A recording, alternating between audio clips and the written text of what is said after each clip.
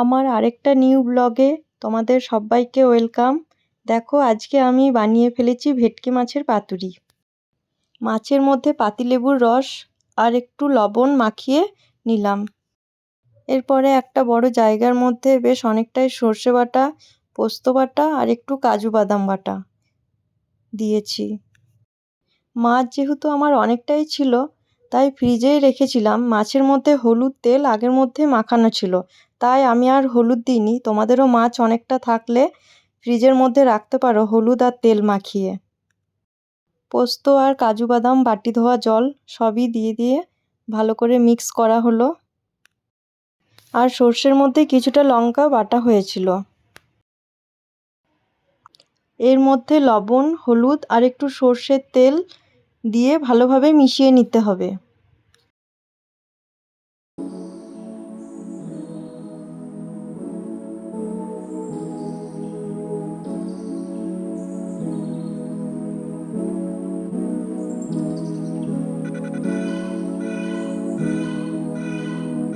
এই মিশ্রণের মধ্যে একে একে সবকটি মাছ দিয়ে দিতে হবে এবং খুবই হালকা হাতে নাড়তে হবে, কারণ ভেটকি মাছ খুব নরম, একটুতেই ভেঙে যায়।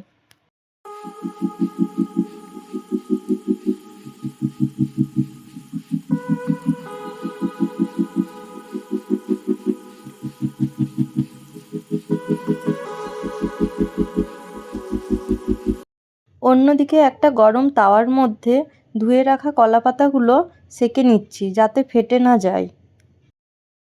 জলের মধ্যে লবণ দিয়ে কলাপাতাগুলো ফুটিয়ে নিলেও হবে, কিন্তু আমি সেঁকেই নিলাম।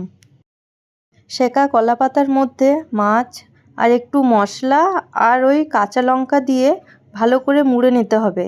মুড়তে মুড়তে কলাপাতা ফেটে গেলে ওর ওপর আরেকটা কলাপাতা দিয়ে ভালো করে মুড়ে নেবে। আমার মাছের পিসগুলো একটু বড়ই নেওয়া হয়েছিল, তোমরা পারলে একটু ছোট করে নিও, তাহলে কলাপাতায় মুড়তে সুবিধা হবে।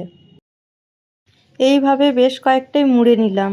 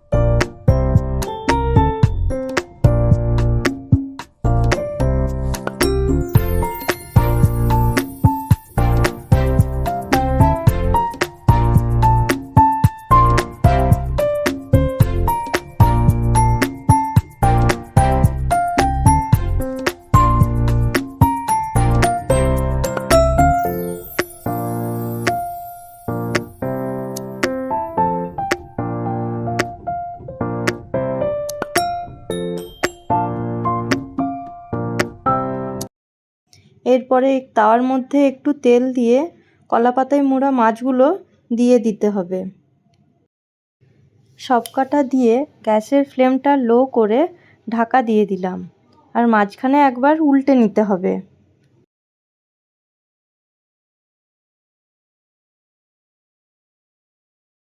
কলাপাতার রঙটা পুরো চেঞ্জ হয়ে গেছে, মনে হচ্ছে হয়ে গেছে। একটা খুলে দেখি মাছটা সেদ্ধ হয়েছে কিনা। খুব একটা সময় লাগে না, 10 থেকে 15 মিনিটের মধ্যে হয়ে যাবে। প্রচণ্ড গরমের মধ্যে খুলে দেখিয়ে দিলাম। আমি ভয়েসটা পরে দিই, তার জন্য তোমাদেরকে বলতে পারি রান্নাটা কেমন হয়েছে। দেখেই মনে হচ্ছে হয়ে গেছে, মাছটাও সেদ্ধ হয়ে গেছে। বাই বাই, তোমাদের সাথে দেখা হবে পরের অন্য একটা ব্লগে। Like, comment, share and subscribe করে দিও।